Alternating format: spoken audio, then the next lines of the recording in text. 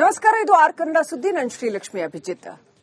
DK Shivakumar D boss Darshan ಬಿಡುಗಡೆ ವಿಚಾರದಲ್ಲಿ ಗರಂ ಆಗಿದ್ದಾರೆ. ಯಾವ ಡಿ ಬಾಸ್ ಇಲ್ಲ, ಸುಮ್ಮನಿರಿ ಅಂತ ಅಭಿಮಾನಿಗಳಿಗೆ ಹೇಳಿದ್ದಾರೆ.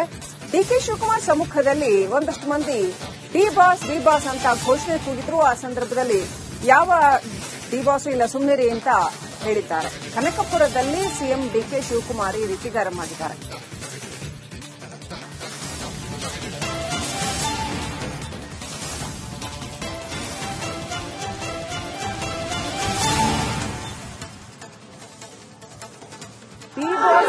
ಯಾವ ಬೇಕಾಗಿಲ್ಲ, ಸುಮ್ಮನೆ ನಮಸ್ಕಾರ ಆಗ್ಬಿಡಲ್ಲ. ಆಮೇಲೆ ಗಲಾಟೆ ಪಲಾಟೆ ಏನಾದ್ರು ಆಯ್ತು ಅಂದ್ರೆ ಪೊಲೀಸರು ಇದ್ರ ಮೇಲೆ ಲಾಠಿ ಐತೆ.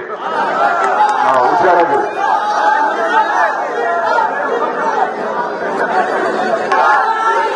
ಯಾವ ಬೇಕಾಗಿಲ್ಲ, ಸುಮ್ಮನೆ ನಮಸ್ಕಾರ ಆಗ್ಬಿಡಲ್ಲ. ಆಮೇಲೆ ಗಲಾಟೆ ಪಲಾಟೆ ಏನಾದ್ರು ಆಯ್ತು ಅಂದ್ರೆ ಪೊಲೀಸರು ಇದ್ರ ಮೇಲೆ ಲಾಠಿ ಐತೆ. ಹುಷಾರಾಗಿರಿ.